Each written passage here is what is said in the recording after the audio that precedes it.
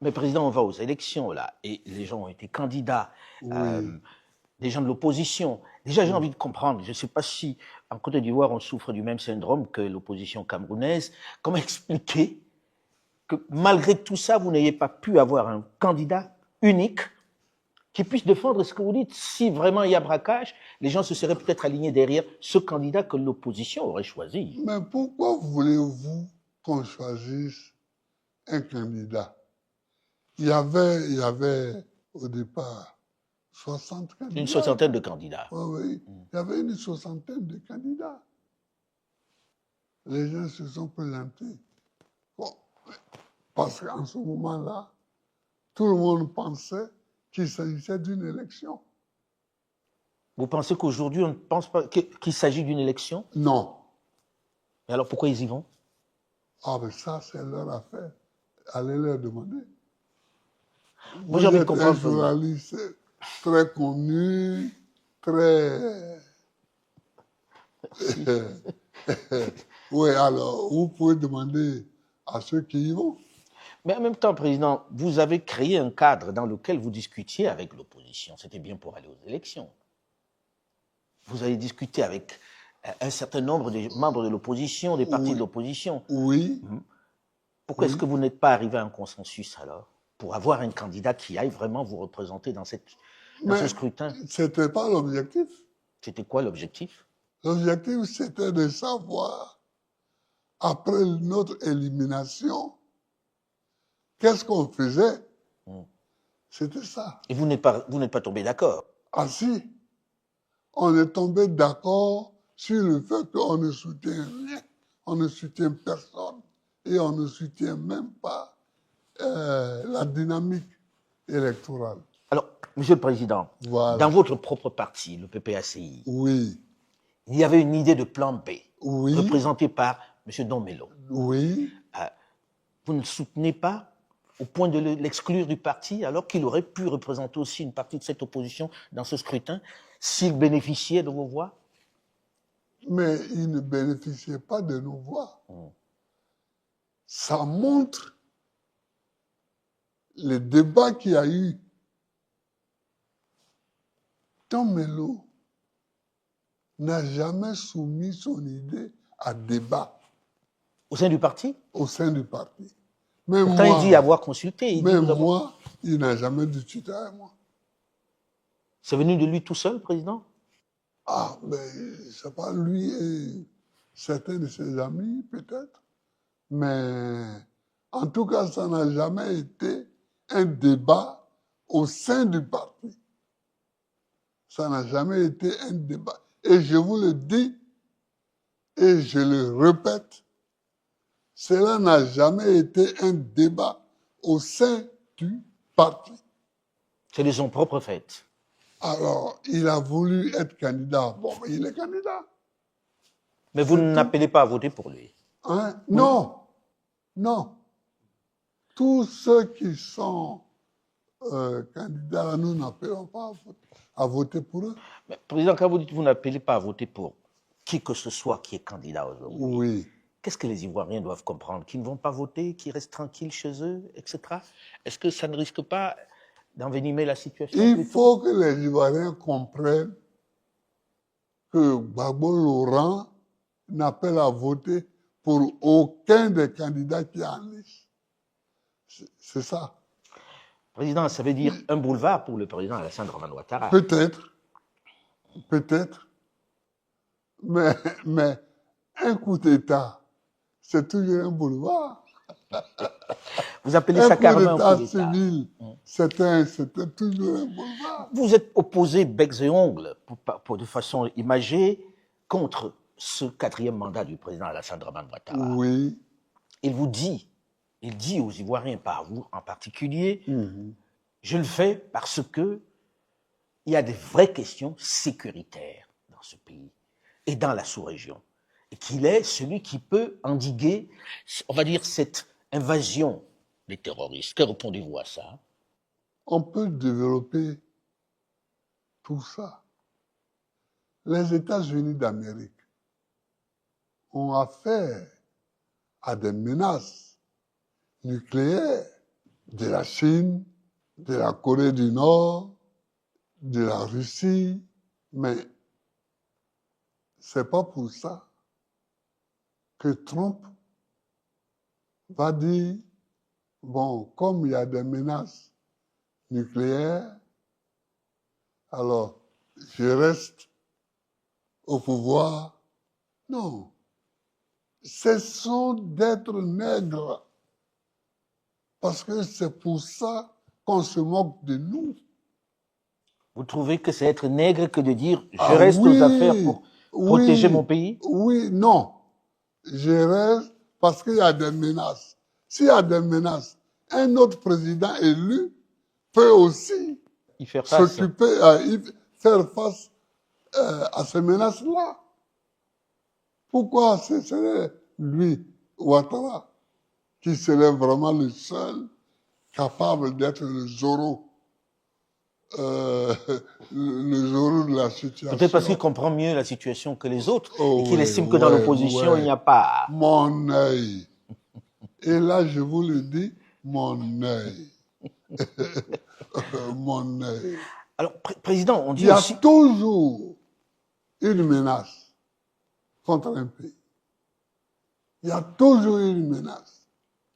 Est-ce que Mais vous avez le connu ces président- menaces, vous, Président? Hein? Est-ce que vous avez connu ces menaces lorsque vous étiez Mais aux moi, affaires? j'ai connu même la guerre.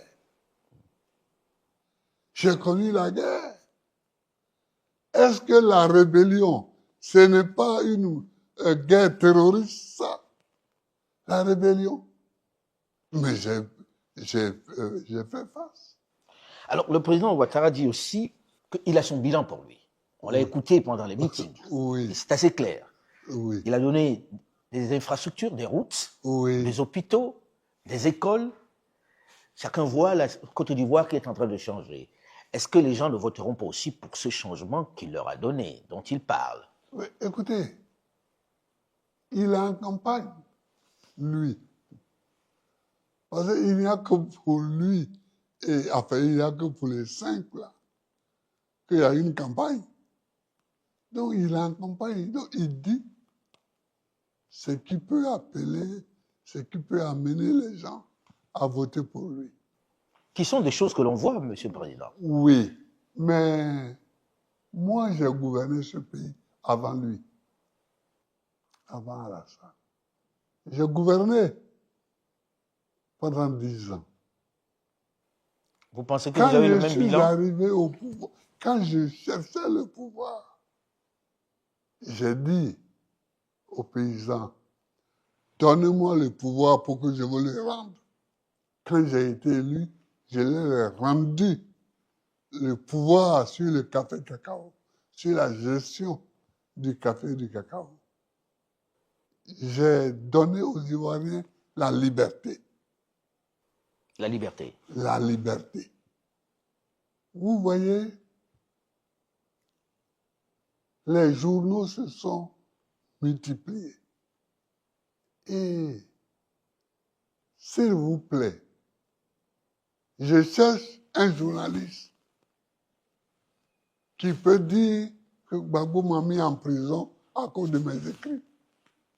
Vous avez le sentiment qu'il y a un recul de la liberté aujourd'hui? Ah oui, il y a un recul de la liberté. Regardez là, même quand je descendais pour cette interview, on annonçait, les gens étaient arrêtés à Boiflé, à Yamoussoukro, à Boaké. L'autre jour, le ministre de l'Intérieur a dit qu'il y avait 700 arrêtés, etc. Bon, maintenant, il doit en avoir 1000. Certains qui ont été condamnés à 3 ans pour avoir marché. Vous comprenez? Non, on ne voyait pas ça sous moi. Et pourtant, il y avait la guerre civile contre moi. Mais j'ai apporté la liberté. Je ne réagissais pas comme Alassane réagit. J'ai apporté la liberté ici. J'envoie souvent les gens en prison, à la Maca.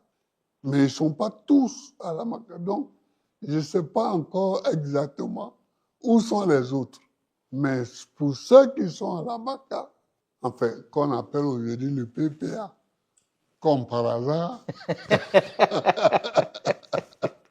hein, j'ai dit un jour que ça veut dire que tout le PPACI est appelé à aller en prison.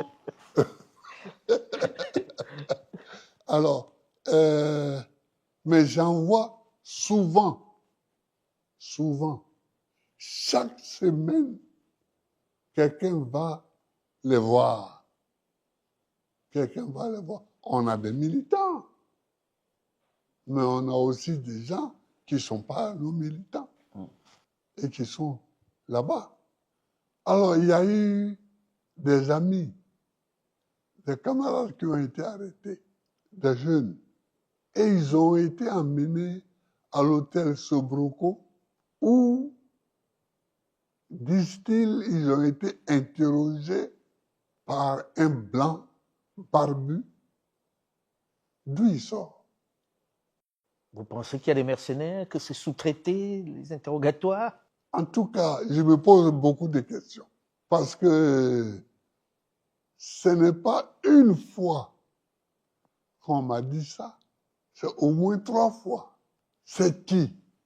Il n'est pas de l'armée nationale de Côte d'Ivoire, il n'est pas de la police, il n'est pas de la gendarmerie, parce que bon, on connaît, hein, il n'y a pas de blanc.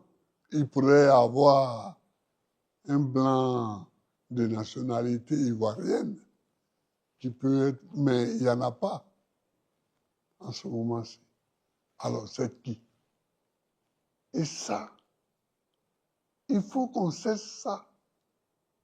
Il faut qu'on cesse ces espèces de sous-traitance avec des barbouzes étrangères qu'on ne connaît pas et qui, dans l'ombre, opèrent. C'est pas bien. Ce sont des jeunes gens qui vont marcher. Quand on leur oppose des barbouzes étrangères, ça les effraie. Ça les effraie. Et quand quelqu'un est effrayé à ce point, on ne sait pas quelle va être sa réaction. Hein. Donc, vous avez parlé du fait que vous avez donné la liberté, La liberté. le café cacao que vous avez donné Oui. aux agriculteurs. J'ai fait l'enseignement libre et gratuit pour jusqu'au moins la 3e. Libre et gratuit. J'ai supprimé les uniformes scolaires, mais on les a remis après moi. Monsieur le Président, là Parce c'est... que je ne comprends pas les uniformes scolaires. Il y a des parents qui n'ont pas l'argent dans les villages pour acheter les uniformes. Et pour ça, leurs enfants ne vont pas à l'école.